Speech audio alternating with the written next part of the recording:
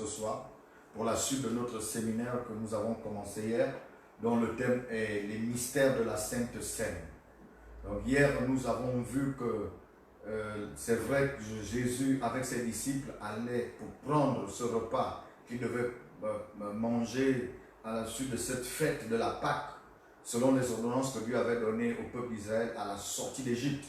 Donc cette Pâque-là, mais Jésus, pendant ce repas, va humain.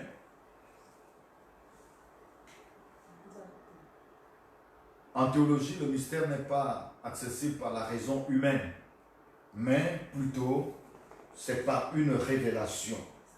D'ailleurs, en Deutéronome chapitre 29, verset 29, la Bible dit que les choses cachées sont à l'Éternel notre Dieu et les choses révélées sont à nous et nos enfants. Donc, nous allons comprendre ces mystères, ces choses cachées, par la révélation de la grâce de Dieu que Dieu nous fait ce soir. Alors, nous allons ouvrir nos Bibles dans le livre de Matthieu, chapitre 26, et nous allons lire le verset 26. La Bible dit, pendant qu'il mangeait, Jésus prit du pain, et après avoir rendu grâce, il le rompit, et le donna aux disciples en disant, prenez, mangez, ceci est mon corps. Donc, nous comprenons bien que ce pain, qui était du pain sans levain à l'époque, quand il le mangeait, il devait le manger 7 jours, pendant 7 jours, et c'était du pain sans levain. Jésus prend ce pain, qui est du pain sans levain, et il affirme, il dit à ses disciples, ceci est mon corps. Donc nous avons la révélation ici que ce pain, lorsque nous faisons la Sainte Seine, le pain que nous avons, ce pain devient spirituellement le corps de Jésus. Donc lorsque tu es dans la table du Seigneur, tu dois avoir cette révélation, qui est une révélation très importante, que le pain que tu as devient le symbole de son corps, parce qu'il l'affirme ici, il dit, prenez, mangez, ceci est mon corps. Et lorsque nous lisons Jean, au chapitre 6, au verset 48, Jésus affirme, il dit, je suis le pain de vie. Verset 51, je suis le pain vivant qui est descendu du ciel. Si quelqu'un mange de ce pain, il vivra éternellement. Et le pain que je donnerai, c'est ma chair que je donnerai pour la vie du monde. Donc, nous devons avoir cette révélation que lorsque nous sommes à la table du Seigneur et que nous prenons le pain, ce pain, c'est le corps de Christ que nous mangeons réellement.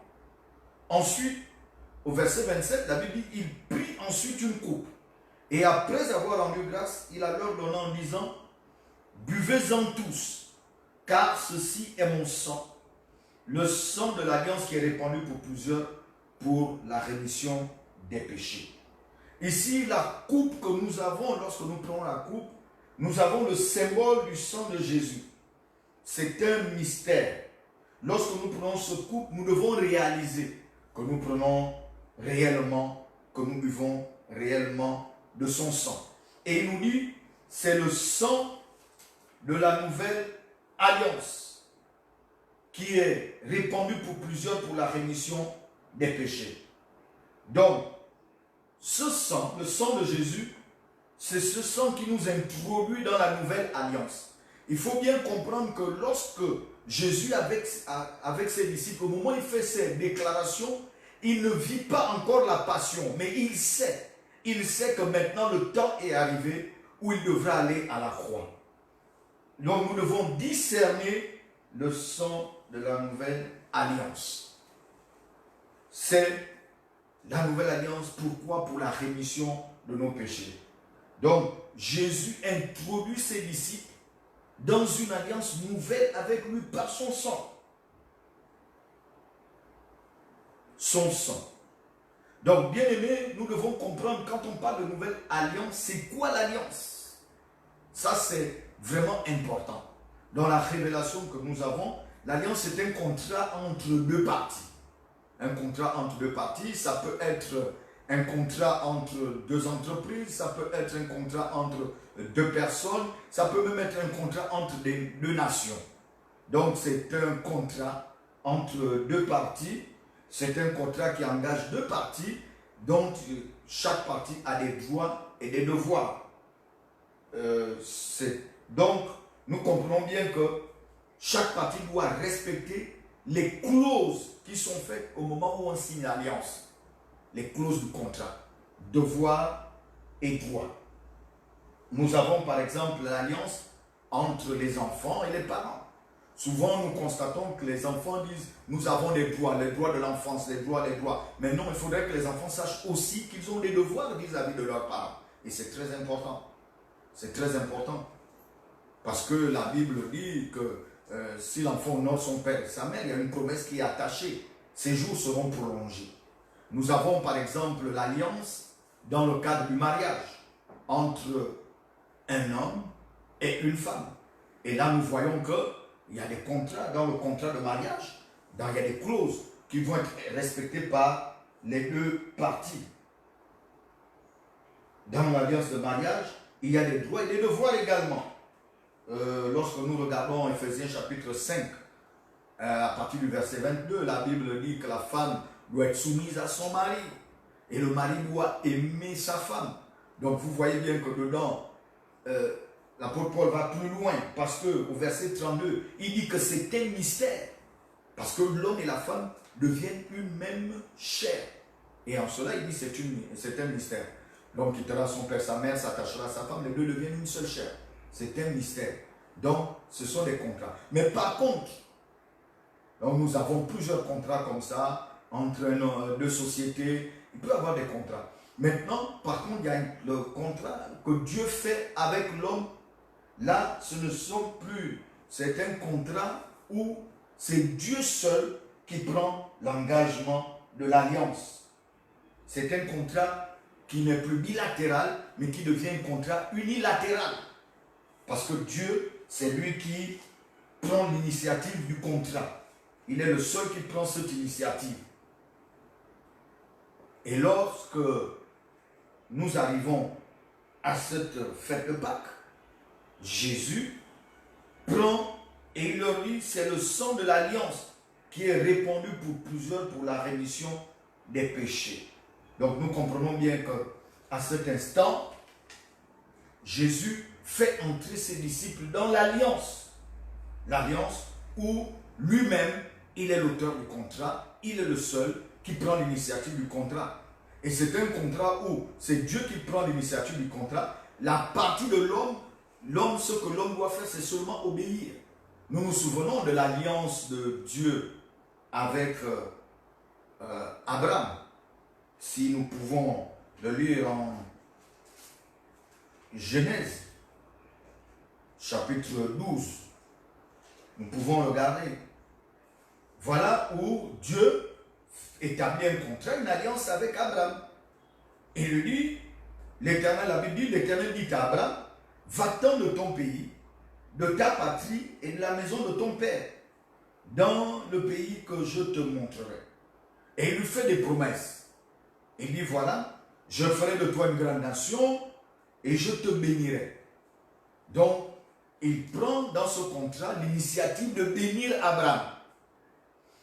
Et il lui dit, je rendrai ton nom grand et tu seras une source de bénédiction.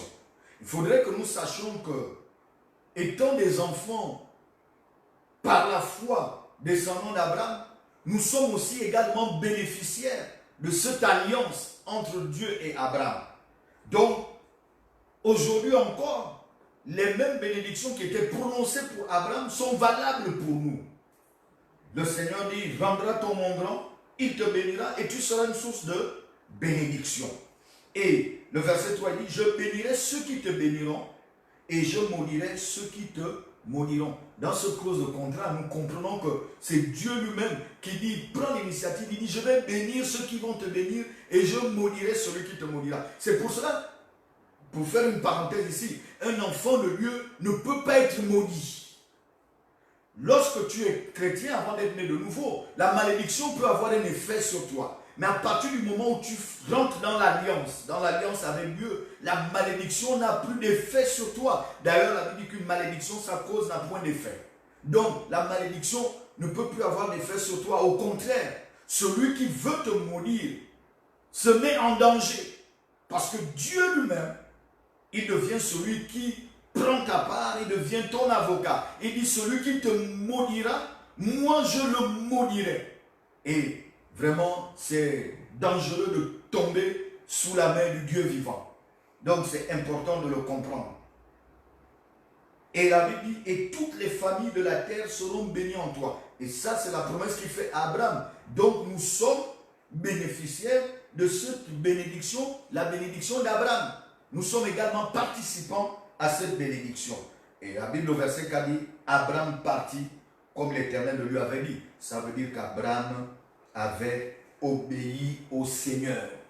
Donc, bien aimés, nous comprenons que l'alliance avec Dieu nous donne comme exigence l'obéissance.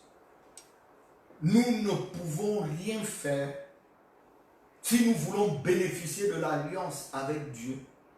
Cette alliance de sang, la nouvelle alliance, nous devons obéir à sa parole. La Bible dit que l'obéissance vaut mieux que les sacrifices. Donc nous devons être obéissants à sa parole. Et ça, c'est ce qui est important. Jean chapitre 6,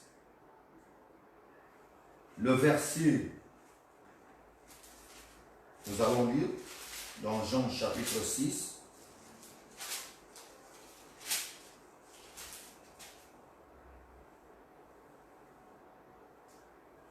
Jésus leur dit, en vérité, je vous le dis, si vous ne mangez la chair du Fils de l'homme, et si vous ne buvez son sang, vous n'avez point la vie en vous-même.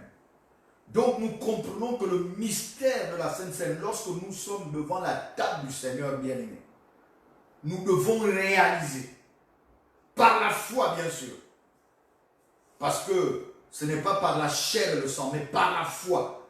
Nous devons réaliser que spirituellement, nous sommes en train de manger la chair du Fils de l'homme. Parce qu'il dit, si vous ne mangez la chair du Fils de l'homme, et si vous ne buvez son sang, vous n'avez point la vie en vous-même. Donc nous devons comprendre, nous ne devons pas jouer avec la table du Seigneur. Il est important de comprendre ces choses. Souvent, il y en a qui prennent la table du Seigneur, ils viennent et ils pensent que c'est de la routine. Je le fais sans prendre conscience. Le verset 54, il dit, celui qui mange ma chair et qui boit mon sang à la vie éternelle, et je le ressusciterai au dernier jour. Donc c'est le Seigneur lui-même qui parle. Il dit, celui qui mange ma chair et qui boit mon sang. Donc nous devons comprendre que nous buvons réellement le sang du Seigneur et nous mangeons réellement de sa chair. Il dit, c'est une condition pour la résurrection. Il faut bien comprendre que lorsque Jésus établit la Sainte Seine, il n'est pas encore parti sur la croix. Et voilà, il dit ces choses, et ce sont des choses vraies, réelles. Donc c'est par la foi que nous nous approprions ces choses. Et ça doit être une réalité spirituelle pour chacun de nous. Il dit au verset 55, car ma chair est vraiment une nourriture, et mon sang est vraiment un breuvage. Bien-aimés, nous devons réaliser cela. Celui qui mange ma chair et qui boit mon sang demeure en moi et je demeure en lui. Nous ne devons pas prendre la table du Seigneur avec négligence, mais nous devons réaliser que réellement, spirituellement, le vin que nous avons dans la coupe, s'est transformé directement, que c'est le sang de Jésus que nous buvons. Il dit, celui qui mange ma chair et qui boit mon sang demeure en moi et je demeure en lui. Comme le Père qui est vivant m'a envoyé, que je vis par le Père, ainsi celui qui me mange vivra par moi. C'est ici le pain qui est descendu du ciel. Il dit, celui qui me mange vivra par moi. Bien-aimé, c'est quelque chose de spirituel. C'est-à-dire que c'est la foi que tu mets. Lorsque tu tiens le pain, tu sais que le pain représente le corps de Christ. Et que tu manges réellement de son corps. et que tous les attributs, tout ce qui est dans le corps de Christ est pour toi également en partage. Il dit, celui qui mange de ma chair n'aura plus jamais faim. Voilà. Et lorsque tu bois la coupe, tu dois réaliser que réellement c'est le sang de Jésus que tu prends. J'appellerais ça une perfusion spirituelle que tu es en train de prendre. Et que tous les bénéfices de ce sang agissent en toi. Lorsque tu bois de cette coupe, réellement, bien-aimé, puisque le sang de Jésus guérit, si tu es malade, en buvant de cette coupe, tu es réellement guéri. Oui, c'est ce que ça fait. Le sang de Jésus protège. Tu réalises que lorsque tu prends de cette coupe et que tu bois, c'est que le sang de Jésus, réellement, c'est ce que tu bois. À partir de ce moment, le sang te protège. Donc tu deviens un élément dangereux pour les sorciers. Et qu'aucun sorcier de ta famille ou ailleurs ne peut te menacer.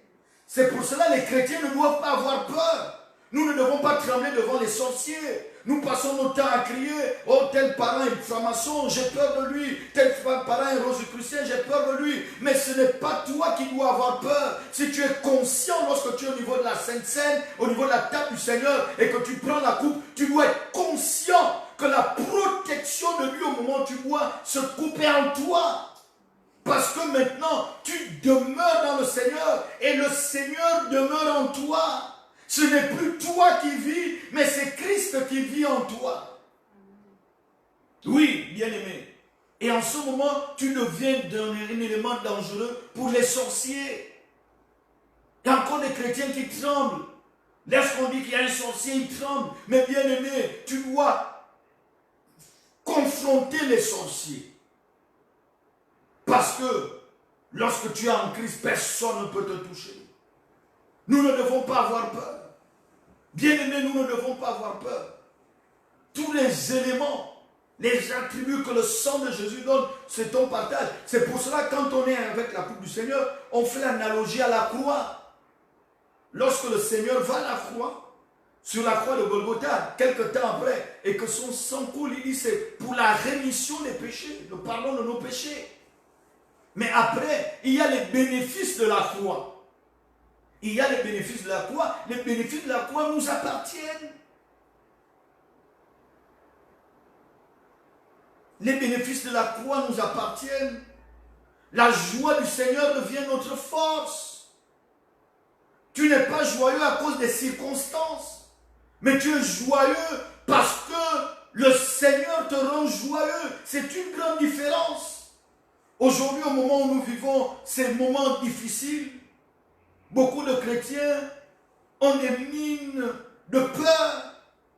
Non, bien-aimés, nous devons voir au-delà de ce que nous voyons. Nous devons voir dans le domaine spirituel. Et moi, je suis convaincu que cette Pâque que nous traversons, chacun dans sa maison, au sorti de cela, ce sera une sortie de l'esclavage. Le christianisme ne sera plus pareil. Les chrétiens ne seront plus pareils. Parce que nous aurons eu une relation intime, forte avec notre Dieu. Et nous aurons pris conscience de ce que nous sommes. La peur doit changer de camp, bien-aimé. La peur doit changer de camp. Ce n'est pas toi d'avoir peur des sorciers dans ta famille. Mais ce sont les sorciers qui doivent avoir peur de toi. Parce que lorsqu'ils sortent en vampire et qu'ils veulent te regarder, ils ne te voient pas. Parce que tu es couvert par le sang de Jésus. Couvert par le sang de Jésus. Oui, bien-aimé. C'est cela. C'est cela, bien-aimé.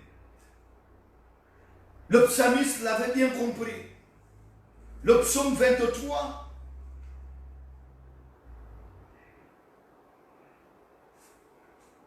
Il dit au premier verset, l'Éternel est mon berger. Il dit, l'Éternel est mon berger. Et chacun de nous, nous devons pouvoir le dire. Que l'Éternel est mon berger. Il dit, je ne manquerai de rien. Il me fait reposer dans de verts pâturages. Il me dirige près des eaux paisibles. Il restaure mon âme. Il me conduit dans les sentiers de la justice à cause de son nom. Bien-aimé, quel que soit ce qui se passe, puisqu'il est mon berger, puisqu'il me conduit, je reste dans le calme et la confiance en notre Dieu. Oui, bien-aimé, cela est possible. Quand je marche dans la vallée de l'ombre de la mort, je ne crains aucun mal car tu es avec moi. Bien-aimé, le mystère de la Sainte Seine, le Seigneur dit, je demeure en vous et je suis avec vous. Et puisqu'il est avec nous, nous ne craignons pas. Nous n'avons pas peur. Nous ne craignons pas. Nous n'avons pas peur. Nous regardons tout ce qui se passe avec un état d'esprit différent. Nous savons que même si nous marchons dans l'ombre de la vallée de la mort, il y a une sortie. Ça veut dire qu'en tant que chrétien, tu as l'espérance de la guérison si jamais tu es malade. Il n'est pas dit qu'un chrétien ne peut pas être malade. Mais Dieu guérit le chrétien. Et maintenant, si le Seigneur décide que c'est ton temps, mais tu vas dans la félicité de ton Seigneur, l'espérance du salut, c'est cela, bien-aimé. Jésus savait que son temps était arrivé. Il le savait. Et il a affronté cela la tête haute. Les disciples, sur le moment, ne comprenaient pas. Mais lui, il savait qu'il va souffrir. Il savait qu'il va être humilié. Il savait qu'il va être insulté, injurié. Il le savait. Il savait que la croix, ce n'était pas facile. C'est pour cela qu'il pouvait dire à son père, si tu peux m'éloigner cette coupe, mais pas ma volonté, la tienne. Si tu peux éloigner cette coupe de moi. Parce qu'il comprenait le sens de la coupe. Bien-aimé, je ne crains aucun mal car tu es avec moi, ta houlette et ton bâton me rassurent. Vous savez, la houlette du berger, il y a une forme arrondie dans un bout pour rattraper la brebis lorsque la brebis s'égare. Oui, bien-aimé, je crois que ces temps, plusieurs parmi nous, Jésus est en train de nous rattraper, de nous ramener. Tu étais fatigué, il va te fortifier. Tu avais baissé les bras, il va t'encourager. Oui, nous remarcherons la tête haute. Et l'autre partie de la houlette du berger, c'est la partie du bâton. Et c'est pour conduire, guider le troupeau. Et Jésus nous conduit. Même pendant ces temps, nous savons qu'il nous conduit. Nous avons l'assurance que même si nous les hommes, nous avons été surpris par cette pandémie, Jésus n'a pas été surpris. Parce que rien ne le surprend. Et écoutez le verset 5. Et là encore, c'est un autre mystère que le psalmiste nous dévoile ici. Il dit, tu dresses devant moi une table. Ça veut dire que lorsque nous sommes devant la table du Seigneur, le Seigneur est là, nous devons prendre conscience que nous buvons de son sang, nous mangeons de son corps, mais que lui-même il est là, l'autre invisible mais présent. Il est là. Parce que c'est lui qui dresse la table. Il dit, tu dresses devant moi une table en face de mes adversaires. En face des adversaires, il dresse une table. Donc, ce mystère de la Sainte Seine, c'est que nous devons comprendre que lorsque nous sommes à la table du Seigneur, nos adversaires sont en face de nous et ils nous observent. La table est dressée en face d'eux. Ils ne peuvent rien te faire. S'ils ont pensé que tu ne réussiras pas, ils te verront réussir. Si la malédiction était posée dans ta famille, que personne ne fera des enfants, n'ira en mariage, ils te verront te marier. Si la malédiction a été posée dans ta famille, que les gens ne feront pas d'enfants, ils te verront avoir un enfant. Parce qu'ils doivent voir.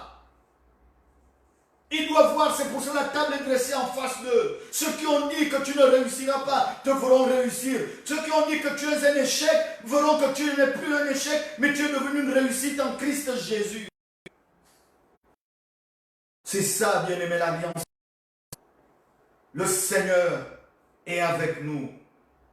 C'est le Seigneur qui nous conduit. Nous avons l'assurance. Cette table, lorsque nous sommes à la Sainte Seine, est dressée en face de nos ennemis. Tu ne mourras pas, tu vivras. Je dis, tu ne mourras pas, tu vivras. Et ils verront. que Dieu est avec toi. Là où les gens t'ont humilié, t'ont calomnié, t'ont insulté, t'ont piétiné, ils verront que le Seigneur relèvera ta tête. Oui, il le fera. Il le fera. Parce que cette promesse qui a été dite à Abraham est la même promesse qui, par la foi, est également pour toi en tant que fils d'Abraham. Par la foi. Le Seigneur a dit, il te bénira, il te bénira. Il n'est pas un homme pour mentir, ni le fils de l'homme pour se repentir. Ce qu'il dit, c'est ce qui s'accomplit. C'est ce qui s'accomplit. Bien-aimé, c'est important de le comprendre. Mais écoutons, maintenant, nous allons conclure. Mais avant de conclure, j'aimerais dire ceci. Allons-y dans 1 Corinthiens, chapitre 11.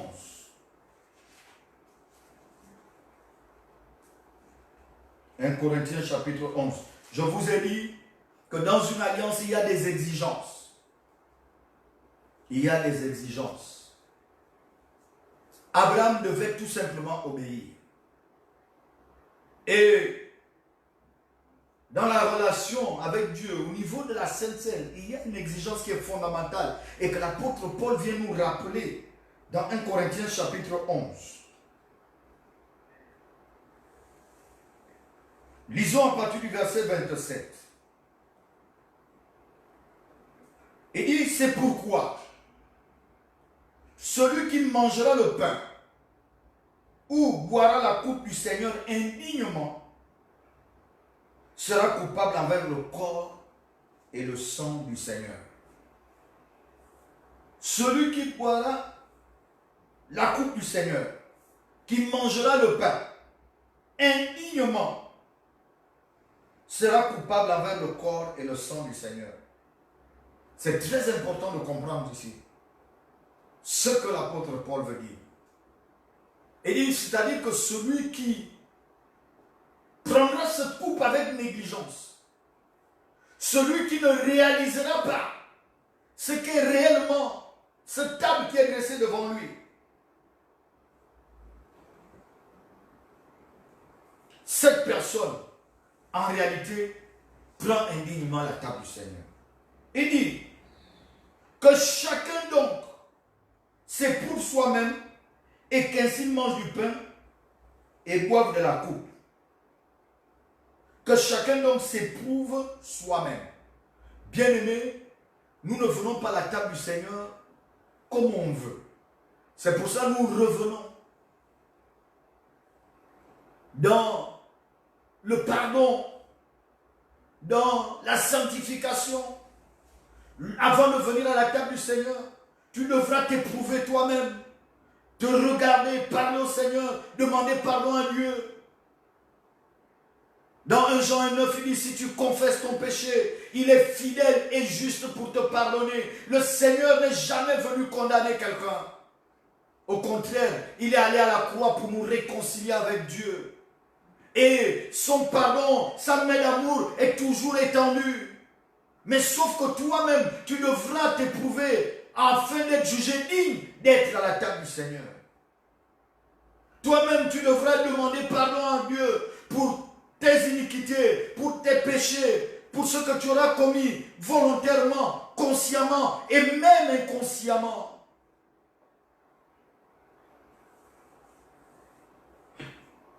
Oui, deux fois on peut pécher dans les pensées. Donc nous devons venir et demander pardon à Dieu, nous repentir devant le Seigneur afin d'avoir un libre accès dans sa sainte présence. Cela est important. Car celui qui mange et boit sans discerner le corps du Seigneur mange et boit un jugement contre lui-même. Bien-aimés, nous devons discerner le corps du Seigneur lorsque nous venons à la table du Seigneur. Parce que lorsqu'on ne le fait pas, la Bible dit on boit et on mange un jugement contre nous-mêmes. Et l'apôtre Paul le dit, c'est pour cela qu'il y a parmi vous beaucoup d'infirmes et de malades, et qu'un grand nombre sont morts. Bien-aimés, demain, je disais que toutes les familles, dans vos maisons respectives, nous allons prendre la table du Seigneur. Chacun prendra la table du Seigneur. Et vous avez compris la révélation de la table du Seigneur. Mais donc, aujourd'hui, prenez du temps dans la présence de Dieu pour passer votre vie en revue devant le Seigneur, afin que vous soyez jugés dignes par le Seigneur, afin qu'en réalité, vous ne preniez pas un jugement contre vous-même au moment où vous prendrez la table du Seigneur. Mais je crois que le Seigneur est vivant et que Dieu veut pendant ces moments nous faire du bien. Dieu veut nous faire du bien. Donc il est important, bien-aimé, de prendre la table du Seigneur. Demain, ne dites pas que je suis en faute, je ne peux pas me retrouver devant la table du Seigneur. Ça, c'est l'erreur. C'est le sang de Jésus qui nous lave. C'est le sang de Jésus qui nous purifie. Et ce sang, dans la coupe où ça se trouvera, nous devons discerner que c'est réellement le sang de Christ. Donc, quoi de mieux que de prendre ce sang? Mais nous avons le temps de pouvoir, avant que la table du Seigneur soit dressée, de pouvoir nous-mêmes entrer dans la présence de Dieu, demander pardon à Dieu, confesser nos péchés. Confesser nos péchés. La Bible dit, celui qui avoue ses transgressions et les délaisse obtient miséricorde. Nous allons avouer nos transgressions et nous allons décider de les délaisser. Dans le livre de Job, il est écrit qu'à tes résolutions répondra le succès. Ce n'est pas le pasteur qui viendra décider à ta place. Ce n'est pas ton père, ta mère qui viendra décider à ta place. Mais c'est toi-même qui devras prendre la décision d'abandonner ce que tu fais qui n'est pas bien. Et bien-aimé, pendant ces temps de confinement, c'est le moment d'être vis-à-vis avec le Seigneur, d'être avec Dieu, demander au Saint-Esprit de venir nous rappeler ce que nous faisons, peut-être que nous avons oublié, et étaler tout ça devant Dieu, demander pardon. Il est fidèle et juste pour nous pardonner. Il est fidèle et juste pour nous pardonner. Merci encore, bien-aimé, pour ces temps. Merci, parce que je crois que demain, en famille, vous prendrez la table du Seigneur, la Sainte Seine. C'est le dimanche de Pâques. C'est l'occasion pour moi de vous souhaiter déjà une très bonne fête de Pâques. Même si on est dans le confinement, gardons toujours le sourire. Soyons joyeux. La joie du Seigneur est notre force, bien-aimés. Soyons joyeux. Donc, bonne fête à vous, à chacun de vous. Bonne fête dans les maisons. Vraiment, inclinons nos têtes et prions. Père Céleste, nous voulons te dire merci pour ce temps que nous venons de passer dans ta sainte présence. Merci pour la révélation de ta parole. La Bible dit que la révélation de ta parole est claire et elle donne de l'intelligence aux saints. Merci encore pour cette parole. Merci encore pour la révélation de la Sainte Seine. Nous te disons merci. Je veux déjà te présenter chacun de nous au moment où ils prendront la table demain. Merci Seigneur parce que ta puissance se manifestera au travers de cette Sainte Seine. Merci notre Dieu et notre Père parce que tu vas recharger chacun de nous. Merci pour les perfusions spirituelles qui se feront. Merci pour ce sang qui sera notre partage. Merci pour ton corps que nous allons manger, ton sang que nous allons boire. Nous le réalisons que c'est ce que nous prendrons demain. Nous te rendons déjà des actions de grâce pour cela. Merci notre Dieu et notre Père. Fortifie chacun. Fortifie chacun. Merci Seigneur. Au nom de Jésus, nous avons prié. Amen. Bien-aimés, je voudrais encore vous rappeler que demain, si les moyens techniques nous permettent, nous pourrons encore faire un direct, mais nous croyons que chacun de vous, demain, pourra prendre la table du Seigneur, et pour cela, nous ne serons pas avec vous à 16h demain, mais nous voulons être avec vous à 10h. Donc, que chacun prenne les dispositions de commencer le culte à partir de 9h, 9h30 à la maison, en famille. Vous commencez votre culte. À 10h, nous serons en direct avec vous pour qu'ensemble, autour de 10h15, nous puissions prendre la table du Seigneur au même moment. Au même moment, autour de 10h15. Donc, apprêtez-vous, commencez vos cultes. Selon la durée de votre culte au niveau de la maison, essayez de tout faire pour qu'à 10h, la table soit déjà dressée pour qu'entre 10h et 10h15, nous prenions ensemble la table du Seigneur. Que Dieu vous bénisse. Shalom, shalom. Au revoir à tous.